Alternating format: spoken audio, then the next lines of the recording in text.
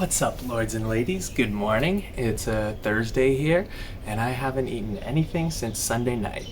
So this is a delicious glass of bone broth that I just had, and I'm about to have my first calories, in 3.5 days. So wish me luck. Oh, oh my God, that's delicious. Wow. So today I'm going to share a bit of a story about doing a 3.5 day fast that I just am finishing right now. Overall, it went really, really well, but it's the first fast that I've done in like 2.5 years, I think. For the past 2 years, I've been trying to build muscle, and for the past 1 year, I've really been trying to gain a lot of weight. So I haven't bothered fasting because obviously that's a little counterintuitive to the goals of gaining weight. But I just gained 9 kilos in just over 1 year, and I felt like my body was asking for a bit of a break from eating all the time. So I wanted to give my digestive system a rest. And also, I just really like fasting, so I thought I'd do it again. And so we'll talk about my experience and some tips that you can take away if you're interested in fasting. All right, thanks for tuning in, and let's get on with the show. Whew. Fuck, that's hot. Oh my God. But so delicious. So let's take this back to the beginning on Sunday night. Throughout this journey, I'll share with you my experiences on this specific fast, as well as general tips that I've learned over the several fasts I've done since 2020. Every fast begins with the Last Supper. I had a nice dinner, and then before bed, I gave myself the first weigh-in. Now, this number here can be a little bit misleading, as I don't normally weigh myself at night, just after eating. Normally, I weigh myself in the morning after doing my business. Nonetheless, it is interesting information to see just how fast you lose weight from being fully fed. And I also started off the fast at 90.9 kilograms, or exactly 200 pounds, which was my original goal this year when I set out to gain weight in the first place. I didn't quite hit that as a morning weight, but I still came a very long way, and I'm quite happy with it. So I had planned ahead of time to do this fast for about 3.5 days. Now, when I fast, I always like to start in the evening after having dinner and then break my fast in the morning. The reason for this is simple. The hard work of fasting is only while you're awake. That's when you're tempted to eat or you notice differences in your mood or energy from your normal state of being. So once you've made it to dinner time without eating, why not just go to sleep and get an extra 8 to 12 hours of fasting time for free? I always find that my sleep while fasted is some of the best ever. Which makes sense if you've ever eaten a big meal right before bed. Often your sleep is not the best. And also with big meals right before bed, it's hard to get your hydration right. Too little and you wake up parched, and too much and you have to pee during the night. But fasted, I just tend to sleep right through. So after my first weigh-in, I'm off to sleep. And I awoke in the morning of day one feeling, well, completely normal, which should be no surprise because, of course, I always wake fasted. At my first weigh-in, I'm 89.2 kilograms. That morning I did an upper body workout, which went very well, and there's nothing to report there because that, of course, is also nothing out of the ordinary. Almost all of my workouts are done fasted. So while I roll some B-rail from that workout, let's talk about fasting in generally. Why fast in the first place?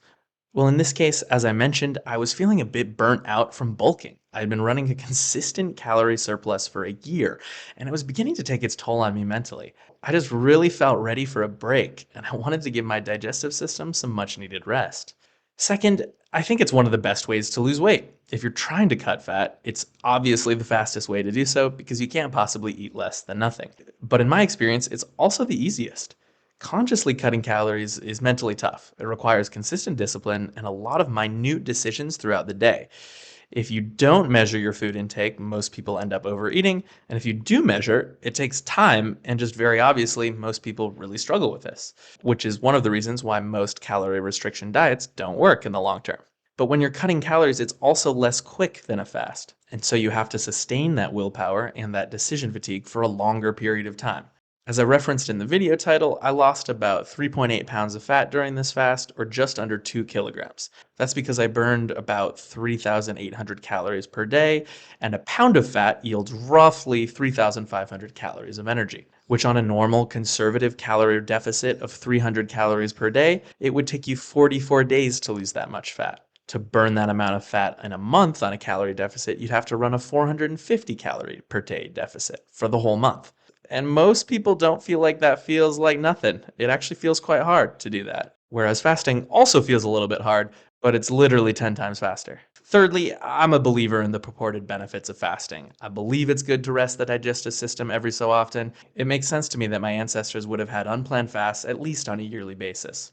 I buy the arguments about autophagy, the process by which your body repairs damaged cells in the prolonged absence of food, as well as benefits for hormone regulation. I bought those arguments 5 years ago before I ever tried fasting, and now that I have tried it, my own experience fasting has been very positive. My relationship with hunger has never been the same since fasting for the first time. It really helps me differentiate between hunger, a real, natural human drive, and hanger, a more modern problem caused by oversaturation with sugary foods all the damn day. Right, back to the story. By mid afternoon is where my body started to realize that something was up.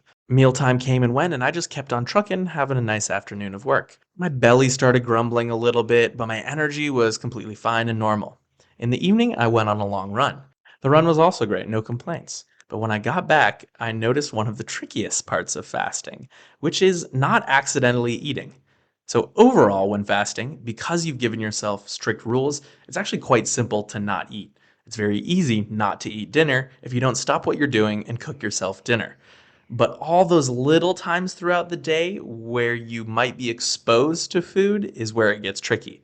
Personally, I'm not much of a snacker, which makes a lot of sense if you consider my opinions on fasting that I just mentioned. But one thing I do consume with frequency when I've been on a bulk is milk. Usually, when I come back home after a run, I pour myself a nice pint of milk and I drink it while I do my high intensity stretching.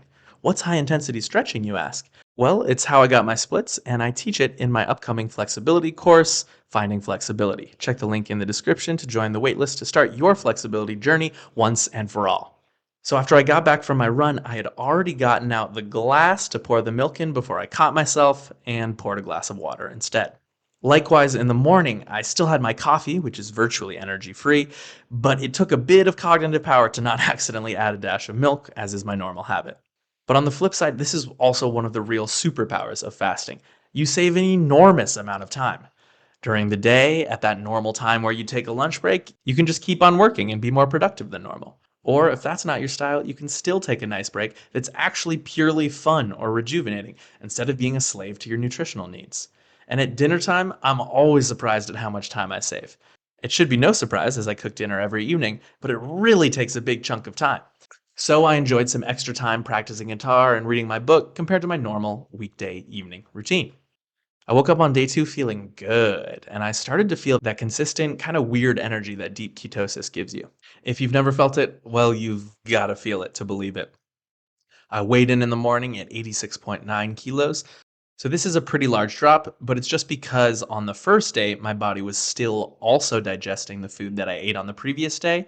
And after day 2, I did not poop again until the morning after I broke my fast. So I lose more weight on the first day after my first weigh in because my normal weigh ins include essentially a full digestive system. But on subsequent weigh ins, your digestive tract is virtually empty until you refeed. So this is why your body weight immediately goes up after breaking the fast. Even if you aren't eating more than your maintenance calories, the food itself has weight beyond what you actually incorporate into your body. If it didn't, you'd never poop. There is also the effect of glycogen, but I think this is quite negligible, especially because I'm not doing high intensity bouts of cardio during this period. I think my liver is keeping my glycogen stores replenished more or less as needed. Anyways, today was wonderful. I went for an ocean swim in the morning and I had a very productive day of work, drinking coffee, feeling very consistent brain energy, and no need to stop and eat. In the evening, beach volleyball was canceled at the last minute, so I went on a sunset walk and listened to some banging metal tunes. What could be better? And then it was the third day. On day 3, I woke up and my energy admittedly was not as great. I weighed in at 85.6 kilos, and today was to be leg day. I was a little bit intimidated by this. But I warmed up and I kind of just felt tired. Interestingly, my strength was actually fine. The weight didn't feel especially heavy or anything like that. I hit the numbers that I had planned for the workout, but when I'd put the bar down after a set, I just felt really gassed, really fatigued. It was like it took more mental effort than usual to produce the same level of force output. But the actual performance that I recorded in my workout log was nothing out of the ordinary. It was just what I had planned. Now, I wanted to do a 3-day fast for a few reasons. Generally speaking, to get many of the benefits from fasting, it seems like 3 days is about the minimum, theoretically, in order to get autophagy benefits. And from a weight loss perspective, doing just 1 or 2 days, well, it reduces your weight loss by 2 or 3-fold. And practically speaking, 3 days fits pretty easily into the beginning of a week, and it's easy to schedule in terms of social engagements. Much longer, and you're going to have to work around social events on the weekend, and we know those always involve food. So 3 days is about my favorite fasting length. Check out the Atlas Power Shrugged fasting length tier list video. He also agrees that the 3-day fast is just about the most practical one we can do. You get the maximum benefits of fasting with the minimum side effects on your life and schedule. So that evening we had beach volleyball, and though I played well enough, honestly, I was flagging by the end of it. After 2 hours of playtime, my legs did not feel springy at all, and it was just mentally exhausting to try to keep my head in the game. However, once I got home and I rehydrated, I felt great in the evening, and again, I enjoyed some extra time to work on my hobbies and got a great night's sleep. On the morning of day 4, I weighed 84.5 kilos, which is the lowest weight I've hit in almost a year. And so it was time to break the fast. Good morning, good morning. I'm now like 84 hours fasted, so 3.5 days basically. Last 8 on Sunday evening. And now it's Thursday morning. I just did my little morning swim. I'm feeling pretty darn good, pretty darn energetic, but I'm kind of excited to break my fast. So I'm going to heat up some bone broth. I think that'll sort of wake up the digestive system a little bit. And I'll sip on that while I do a little mini workout, and then I'll have a proper breakfast after that. Catch you later. Whew. Fuck, that's hot. Oh my god. But so delicious. So I just had some bone broth like an hour ago or so. Now I'm properly breaking my fast. So when you're breaking your fast, I think it makes sense to go a little bit slowly because your digestive system's basically just been resting for the past couple days. And, like anything, it needs a little bit of time to warm up. You wouldn't jump straight into your heaviest set of squats without doing a warm up, right? So same thing.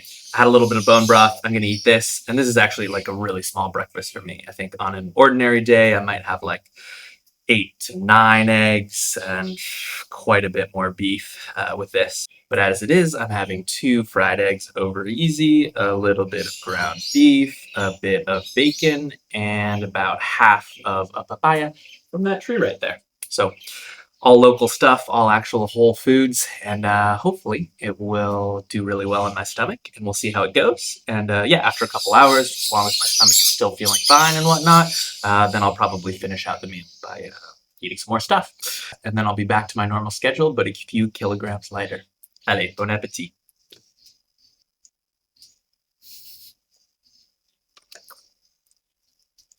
Every time. It's so good.